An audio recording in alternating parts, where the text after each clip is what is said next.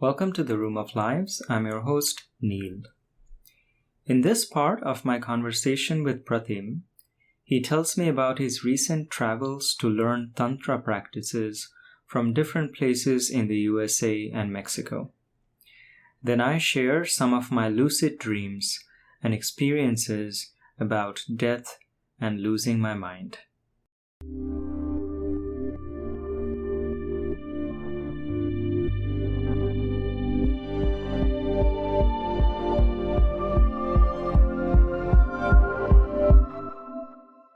Okay, so what is the left hand and right hand path in Tantra? Yeah, so the idea of remembering, as one of my teacher says, righty tighty, lefty loosey. So right is about discipline, rules, no sexuality, and lefty loosey is all the rebellious people and exploring, sexuality. Like Osho would be the left. Yeah, Osho would be very much. Okay. Yeah. And so, yeah, I have been initiated into multiple Tantra paths that are right and left. Okay. And so one of them is with Sadhguru. Then he doesn't call himself the Buddhist path Tantra. And I just happened to try it out because I had done the left-handed Tantra and I wanted to introduce my parents to something. And there happened to be a Sadhguru workshop in Austin with them. The parents were here. So I was like, okay, let me just take them to that. And as I sat through it, I was like, there was so much overlap between what his teachings are and his practices. And so he was actually there in person? No, he was not there. Oh, okay. I mean, his organization has expanded enough that most of his trainings are just videos of him talking. Yeah. So the philosophy and even most of the practices, except the sexual practices, there's a huge overlap between what he teaches. Well, how did your parents take that? Like, what was their response to that workshop? Yeah, they liked it a lot, but it's no point taking the workshop. The main thing happens in doing the practices that they teach you every day. Yeah. And so they did it for some time. They can see the benefits, but then slowly, it takes an hour. But it still served some of your purpose of merging your two worlds. Yes. Regardless of whether or not they continue doing the practices. You're like, okay, hey, this shit might be too crazy for you, but here's another version of it where it has big overlap that makes sense to you. Yeah. And also it served me as well. Yeah. Like these, taking my parents there was an excuse for me to try it on. And then, so he has multiple things he offers and there's a hierarchy. So I did that with my parents. That was the level 1 initiation. And I wanted to do the level 2 initiation. The pandemic hit. And so 2 months ago, I went to Tennessee to get a level 2 initiation. Okay. And that's also from Sadhguru's ashram. Yeah, his ashram, but he's not there. Yeah.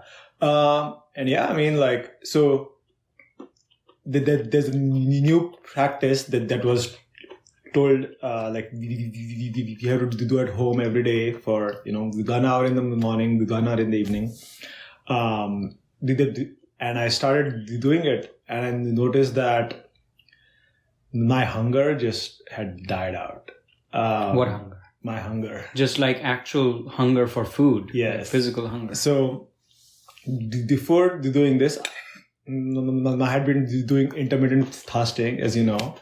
And slowly I had reduced how much I eat to 1 meal a day. Mm-hmm. But by 11:30 a.m., I would be so hungry. I would be ravenous. For that 1 meal a day, I would be ravenous. And after doing this pranayama practice in a way, I can go on for multiple days. I don't know. I haven't figured out how much in the end, but at least 2 days easily. With do you feel like the hunger grows over those 2 days, or no? There is no hunger, and the only reason I even ate in this period because I was traveling. I was taking the workshops, and they were offering food only at certain times. And then also I noticed that if after 2 days I eat, I can't just eat right away. Because then my digestive system goes mad. And so I have to slowly ramp up. Breaking my fast is a slow process. And so I'm like, I don't have time for, start with the soup and then do this and then do that. And, I don't And they told you No, they didn't tell anything. Oh, so they start with the soup and all of this business. It was just you figuring out how to break your fast slowly. So I have looked into intermittent fasting for many years, and there are people who do 7-day fast and all that. Yeah, right? okay. And so the recommendation for them is to, not just, after a 7-day fast, just go to a buffet and eat all you can. That's not. So they have a recommendation, and I'm just taking this out of them. So nobody at this ashram expected or warned you that your hunger might disappear? No. Oh. Because these things are not like, the one size fits all. So, and telling something has a dual effect. One is to those who it doesn't happen, they're like, oh, am I doing something wrong? It's not happening to me. To some who is, it starts happening, they get attached to it. Yeah. Like, now I'm becoming a guru or something. Wow. So, but what, could you tell me a little bit about what that means to you, that your hunger disappeared? What significance is there to, like, some people might say that's actually bad for you, that your hunger disappeared. Right. What's the response to that? I don't know yet, because it has only been 2 months. I don't have the long term, my health has been amazing. Because with intermittent fasting, I've been doing it for 5 years now. And I know that, regardless of what other people say, I know my health has been amazing in the past 5 years. This is only 2 months old. And so I don't have, even my personal, But what exactly is 2 months old? Have you continued eating less for the last 2 months since this started? So, because I was traveling and in workshops, I did eat, the 1 meal a day. Even if I'm not hungry, on some days I did try to go, let's see how much it goes. And at maybe 2 days later, I was like, I'll just eat because, and then if I eat it, like I said, my digestive system is not ready. So as I was traveling, I continued to eat the 1 meal a day. Now that I'm here, maybe after the Thanksgiving, I intend to experiment with how long will this last if I don't eat? I see. So you still don't have hunger, but you're still eating. Yeah. Okay. So you just don't feel like hunger like you used to before. Yeah. I mean, definitely not the ravenous hunger. I haven't felt a ravenous hunger at all. But when you went, a couple of times you went 2 days, you said. Yeah. And didn't you feel fatigue or anything like that? No. Your energy level stayed? Yeah. Oh. That's weird. I mean, that, scientifically speaking, it can't continue because where will the energy keep coming from? So there are these people called breatharians. Okay. They only live on prana or breath. Is it real? Who knows? I mean, on YouTube and on the internet, you can find people who say that they're vegetarians, and they eat maybe. They don't need to eat, but maybe once a week for social reasons they eat or something. Wow. So I'll let you know. Maybe after Thanksgiving, I'm going to try just see like maybe a week and see how it goes. I mean, we have in India all heard of these like rishis and yogis who went into some deep meditation. And it's like their entire biological process slows down. Like heart rate slows down, breathing slows down. They don't need to eat or drink for days. And they start kind of like withering away. But it's as if your soul has like really very far from your body. You don't really need any of those things. Do you see any connection between that and this? Possibly, but that may also be like a hibernation type response that maybe our body had, like multiple species ago. And those people are normally still. If you're sitting in meditation, you're still, so you slow down your metabolism and there's not as much energy expenditure. So this is different. Like, I and these people who talk about, they are active in the world, and we the recommended way to die in ancient Indian culture is that you die by going into a forest and you stay there, you stop eating and slowly wither away. Yeah. Okay, so that was the Satguru training. Anything else interesting happened there? I mean, the one thing I'm excited about is that I'm going to India in February to do the level 3 of his path. The requirement for the level 3 is that for the 60 days leading up to the training, I have to do like 6 hours of yoga and breath work and meditation every day. 6 hours, 3 hours in the morning, 3 hours in the evening. And so, I mean, part of me is excited to, like, what will happen if I do that much?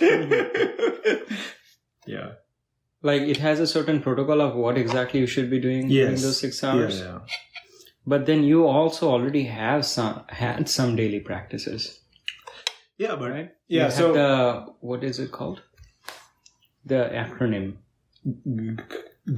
Gaia sets. Gaia sets. Yeah. So you had something like that already. So are you going to stop doing those? Yeah. I mean, one of my other Tantra teachers, he recommends that, like, from time to time, it's healthy to take a pause in whatever tradition you are in and do something else. And see if you are maybe do something else for 6 months. Yeah. And see if you're still called back to whatever you were doing earlier. You said your Tantra teacher told you that? So one of my Tantra teachers. Yeah. I see. Yeah. So what happened? What was the next stop for you? This was in Tennessee. This was in Tennessee. Yeah. What was the next one? And then the next stop, I went to another training. This food is really good, by the way. Sweet. Yeah, this is my... I'm very glad that I feel all the hunger that I know. But wait, is it still satisfying to eat tasty food? Yes. The satisfaction hasn't reduced. Yeah. Okay. And this specific food is my favorite food that I can eat every day. You know, I don't need anything else. So, so the next training I've done too was like maybe 2-3 hours north of San Francisco. Then it's a super left-hand path. It's called ISTA, International School of Temple Arts. Okay. It's a mixture of Tantra, shamanism, Tantra and shamanism. And it's a modern take on it. They don't say we are of this lineage or that lineage. It's a modern syncretic mix of like, take this out of Tantra, take that out of shamanism, take this from here, take that from there, and mix it. And it is super left-handed in the sense that before doing this training, the only thing I'd heard about this training for a long time was that this is a training where facilitators or the teachers have sex with their students. Mm-hmm. And so I was like, what? Because in most of our normal society, it is a taboo for, the teachers or the therapist or whoever to do things with. And so like, this is like that much left-handed. And so it was amazing. I mean, I see a lot of overlap between what they did and what my right-hand Tantra teachers talked philosophically, like, oh, this is the nature of reality. That is the nature of reality. So that's why we worship in this way and we act in this way. And here, it's not spoken; it is in action. Mm-hmm. So.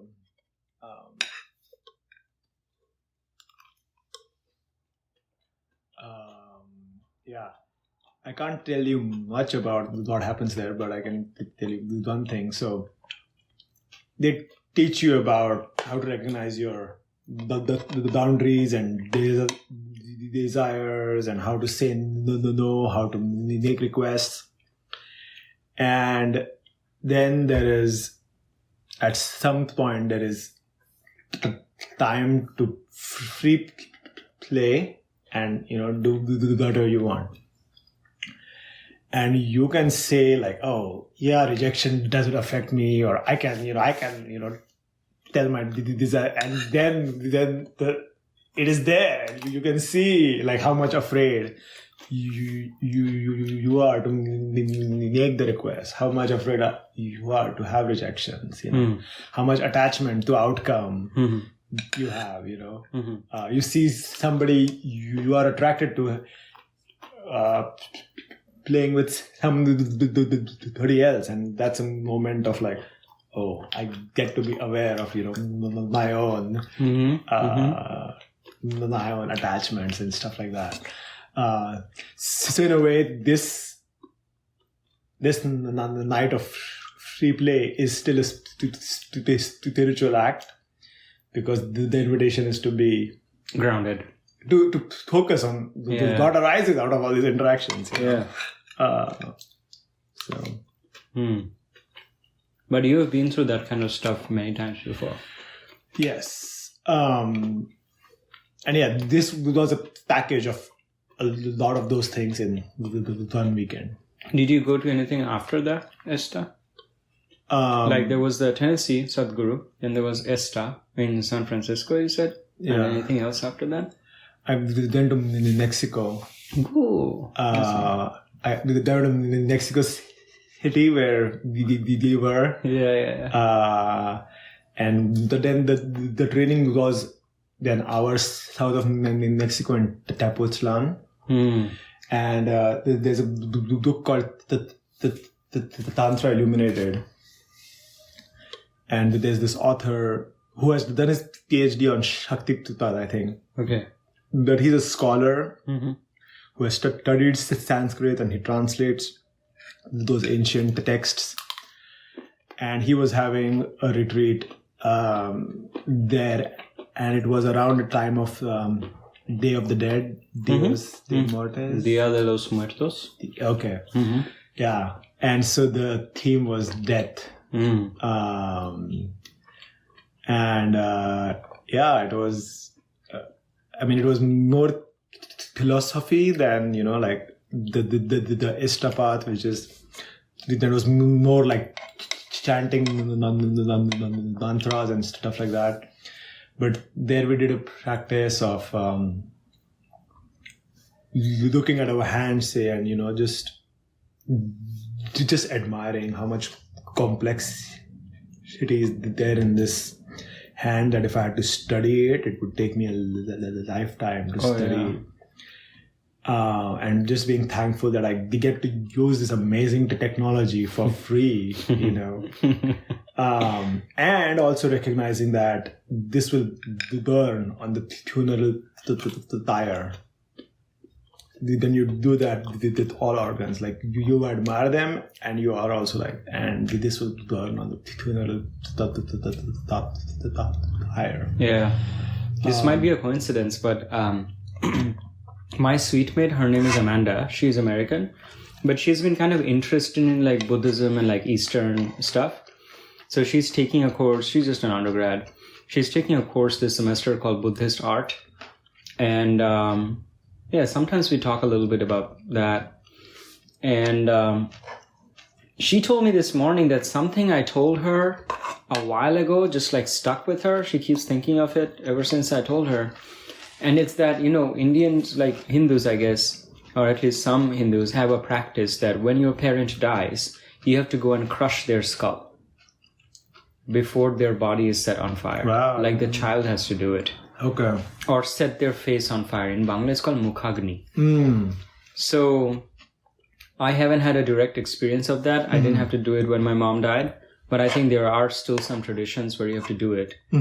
And it's like, I guess it's just like an act that forces you to kind of let go of some of your attachment to this body with which you have identified this person.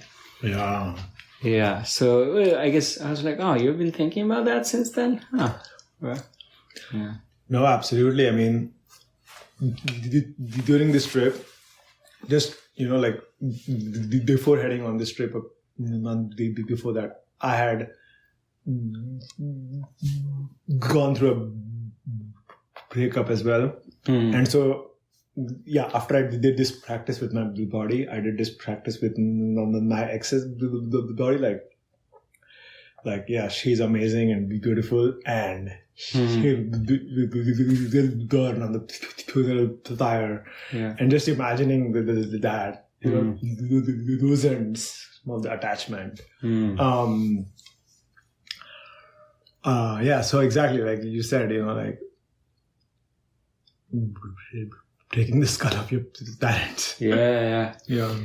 I didn't mean to detract you from this thread, but there's something kind of related. I feel like, when I grew up, I had a very like a gripping fear of death when I was growing up, like very kind of anxious about it.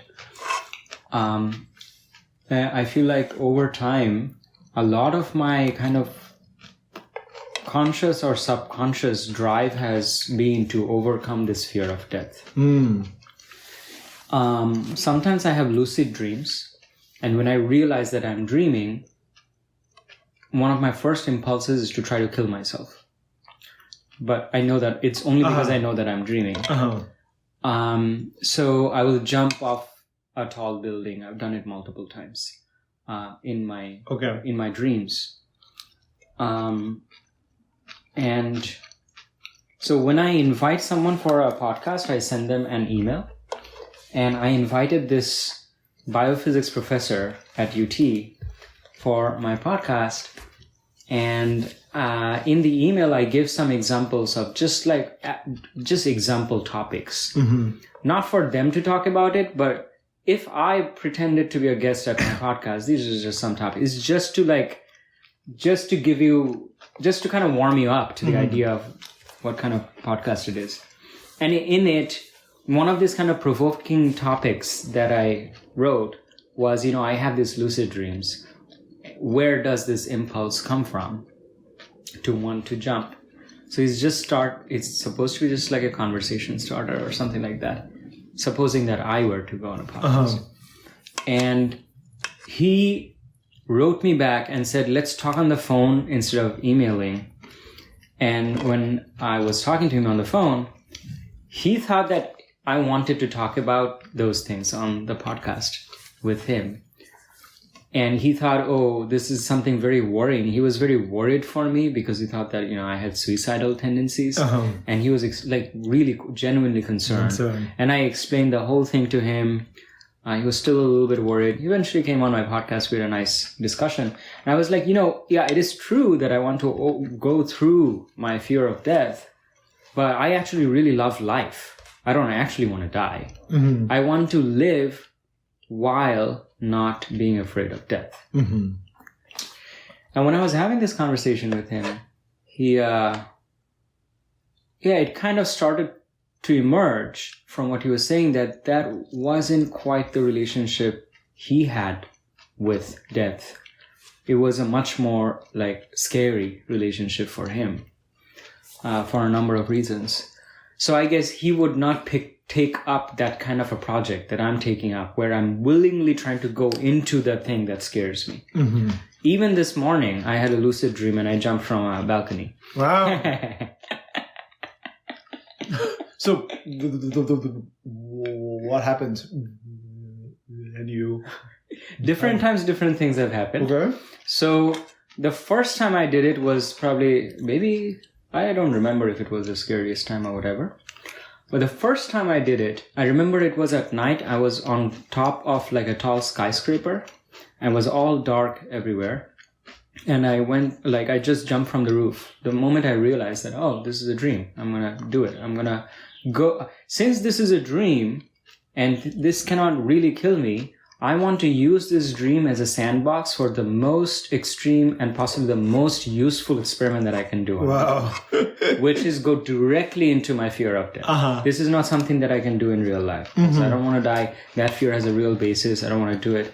But now there's a way for me to go through the fear without actually killing myself. So Neil, no bullshit, all your bullshit is just, you're just going to go through it.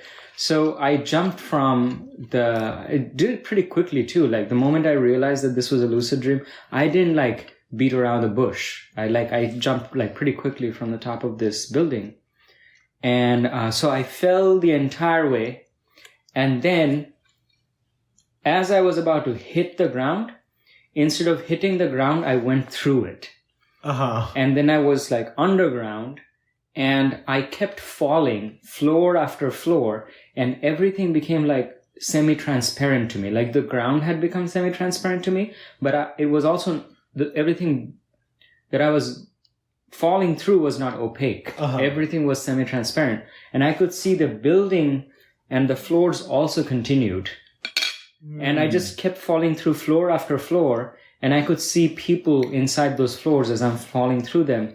And I'm seeing them kind of greenish glowing blobs.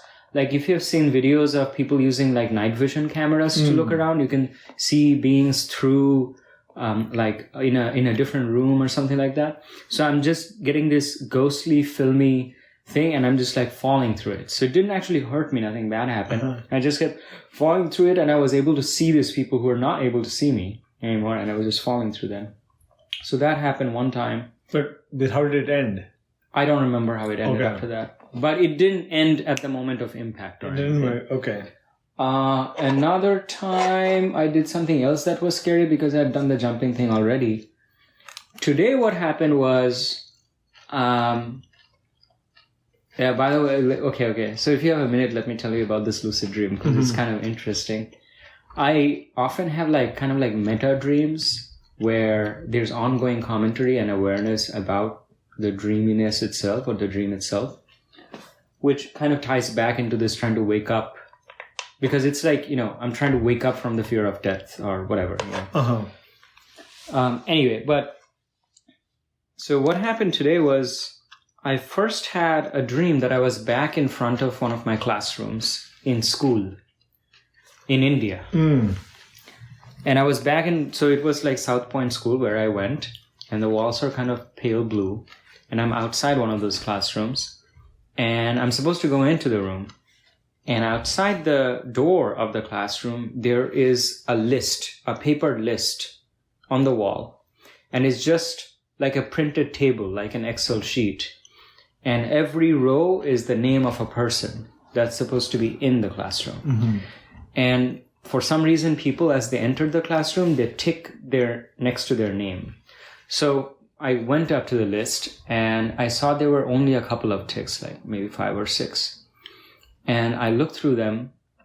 So most people hadn't gone in yet. I looked through that list and I saw a last name Asimov, Asimov, like the sci-fi writer Isaac Asimov. And I was like, there's an Asimov in my classroom? Calcutta classroom. In my Calcutta classroom.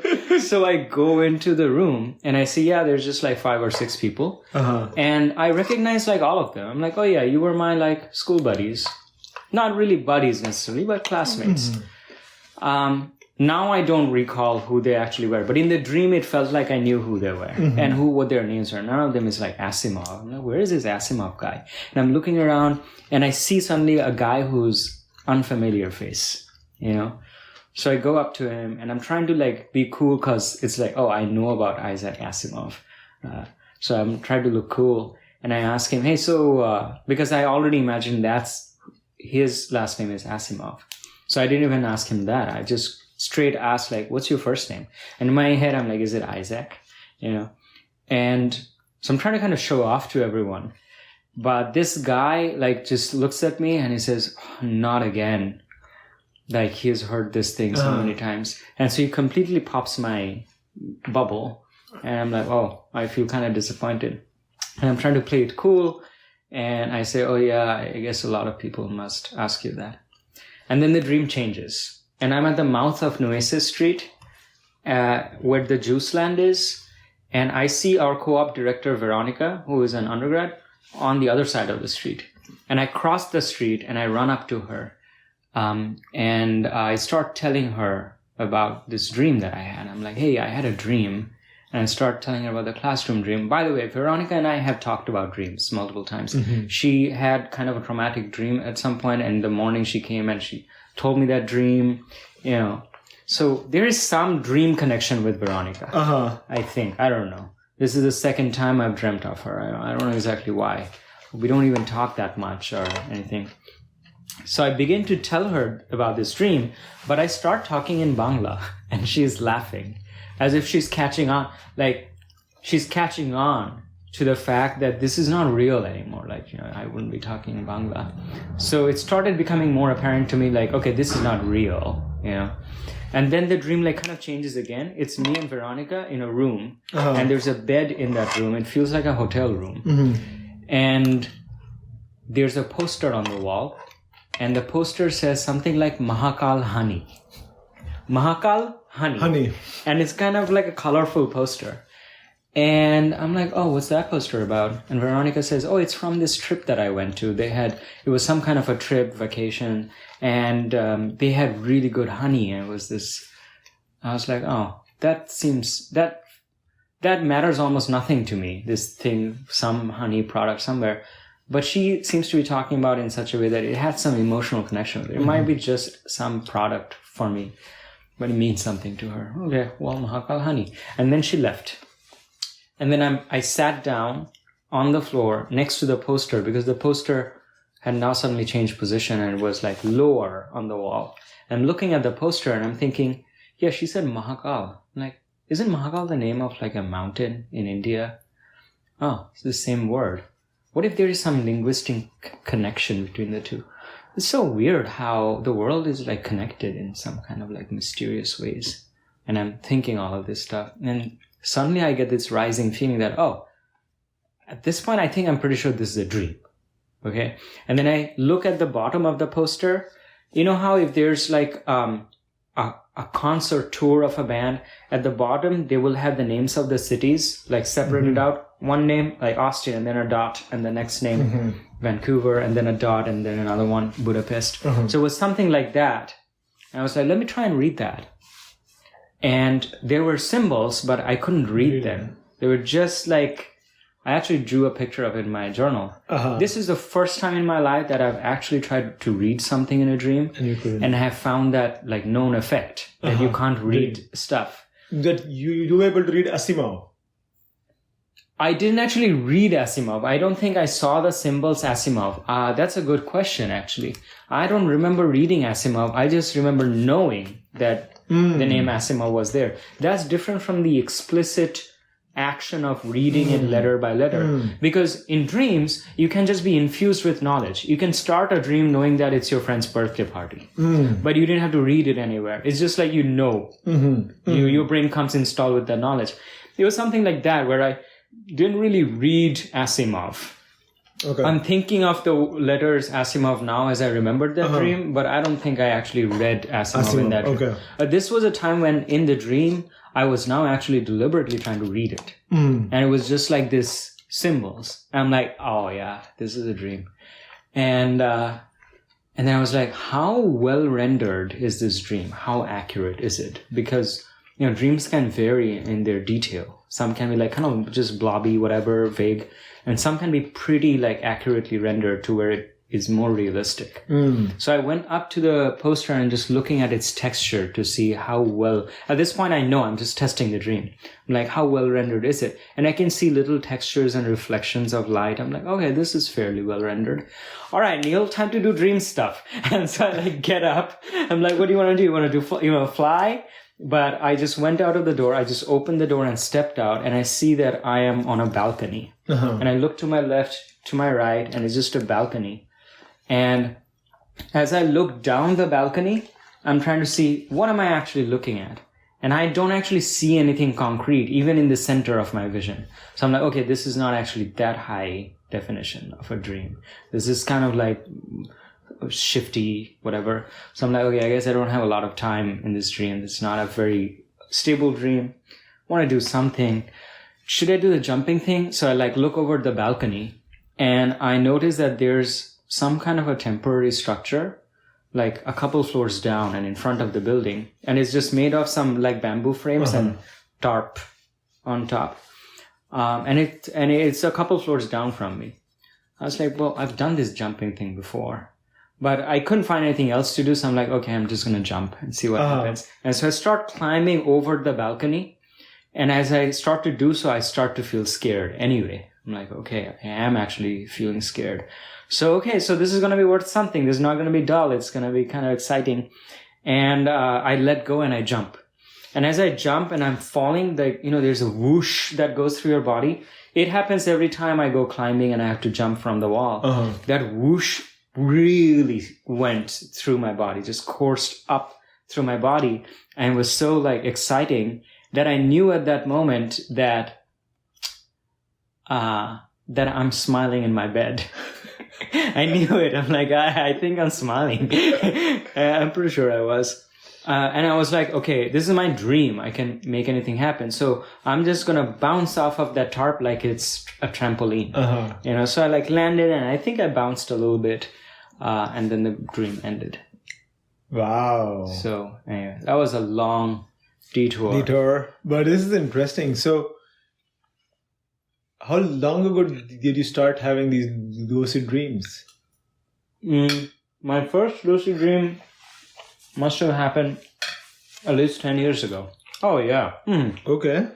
I would say it happened maybe 15 years ago. And it was because I found out about lucid dreams either through the newspaper or on the internet. And I wanted to have them. And they had some suggestions, one of which was to keep a dream journal. So, I woke up from a dream one time in my bed. And I wrote down the dream. And I was still sleepy, so I went back to bed. And then I woke up. Eventually, when I woke up, I got up and I couldn't find any dream journal. And I was like, oh, I haven't even started to keep a dream journal. So the entire thing had been a dream. That's not exactly a lucid dream, but it is where the dream approaches reality. So that was the first thing that I remember. And then subsequently, there have been like more and more lucid dreams in which I knew that I was dreaming. And I was like flying around, things like that. I've also had layers of dreams where I wake up from a dream and then I'm in another dream. And then I wake up from that and then I'm in another dream. And the final dream looked exactly like my real life. I was in that room. I woke up in that room. The only thing different was the bed sheet. The bed sheet was a different color and different texture. Everything else was the same. And then when I finally woke up, I was like, okay, this is real life. The only thing that's different from where I was right now is that the bed sheet is different. So this is like, this is Inception. Yeah. I had a lot of like dreamception stuff. So then a dream is that real. How do you know to not do risky stuff like the dying? When you're like, okay, I woke up in my room. Yeah. And okay, maybe this dead sheet. I mean, I don't know if I'll even observe it. Remember? Yeah. I mean, I don't know. You mean, why do I not do such risky shit in real life? No, like, how do you know that, okay, it's okay to do risky shit, because... I just get a feeling. I can't really... See, it's kind of hard to tell you now how my dreaming mind knows that it's a dream. Mm-hmm. Because it's my awake mind here and now that's trying to recall something about how I knew that I was dreaming. But that was a different mind. And as you try to recall dreams, it's not a faithful reproduction. It's as if you generate something using computer A, and then you try to describe it using computer B, and computer A and computer B are like kind of somewhat similar, but slightly different. Your dream mind is not just like your regular mind. Your dream mind doesn't have the same suspicions as your regular mind. It accepts different things about reality. It doesn't worry about how did this dream start. Shit like that. Memory is not being formed in exactly the same way. So how I know it's a dream, I don't exactly know. But sometimes I just know. And when I know, I'm like, oh yeah, I totally know. This time, maybe it was because of the symbols or whatever. But there was something already about the dream fabric that had been starting to tell me this is a dream. And when I know it's a dream, there's not any way that I can unknow that. In the same way that right now I cannot prove to myself or another person why this is not a dream. But it just was like, oh no, this is not a dream. This is reality. Yeah. The only time that it kind of became dangerous was I took shrooms one time. I think I told you, right? When I took shrooms, it just became kind of like, oh yeah, death is not real even now. So I almost like jumped. Not because I'm suicidal, because I was like, I just want to go through my big fear. Yeah. Yeah, anyway. But normally I know. Yeah, I remember that incident, and that's there was like, oh, like, that's where the dream and reality started mixing, Yeah, I think that's why you should have a sitter. Is that that's what you told me. But what if in your dreams you try to, like assassinate Putin or pass a climate change legislation or something like that, so that there is a hard thing, it is a possible thing, but but I guess it doesn't relate to my immediate reality blockages quite as much. So you are saying you don't have any fear of assassinating Putin in real life? No. I don't think I will have the pleasure. Yeah, so you're talking about, I guess all of this started because we were talking about releasing the attachment towards like living people and towards your own life. So is it something related? Like the goal is sort of to live life where you're kind of free of this grasping onto it, or kind of more free of attachments? I mean, I don't know, but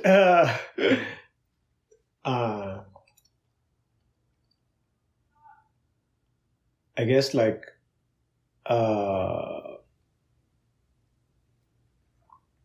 it's at least, I don't know if it's the end goal, that there's a lot of these attachments release. Let's say my attachment to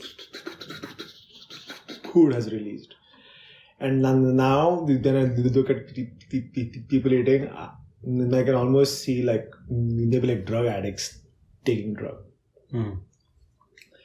And so just noticing like, oh, yeah, I was, or maybe even I am attached like that. So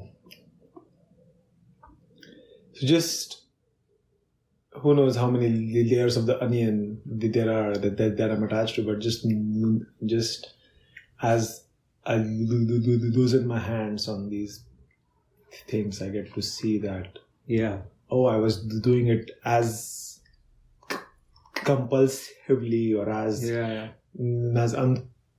unconsciously as I now see the people around me.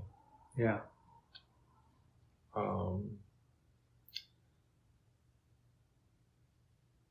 And that just applies to so many things in the life where we are following career or the relationships or the money or fame or whatever compulsively, and it's only after we release it a little bit like it's just it's not just like a personally generated attachment, it's like socially generated. It's like a feedback loop that keeps on going, propagating itself generation after generation, system after system.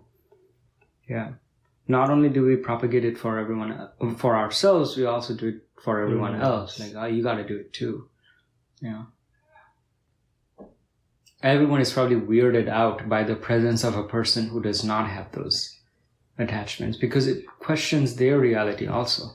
They're like, wow, you're not afraid of death? Oh, I don't like that. I mean, that happens on all levels, right? Like, if you are into F1 racing and I'm like, F1 racing is stupid, then you try, that is a personal offense to you, even though you know intellectually that, you know, like, I mean, some people are into football and some people are into this and that and so on. But if I tell you, F1 racing is stupid, it's like the personal insult. The other thing that happened that night when I had taken the shrooms, I don't know if I told you, is I feel like of course I have a lot of fears, but my two big fears still are death and losing my mind, even if I'm alive. Because I depend on my mind for a lot, and I think I'm still very identified with my mind. I mean, I'm a scientist, I got a PhD, and my career depends on that. But also I feel like a lot of the sense of fulfillment of my life comes from what my mind does. Like curiosity, creativity, joining the dots, inspiration, all kinds of stuff like that. Exploration. So a lot of the quote-unquote meaning of my life is tied to my mind. So I know that I have a strong attachment to that. And I know that one of my biggest fears is slowly losing my mind. And that actually happened that night.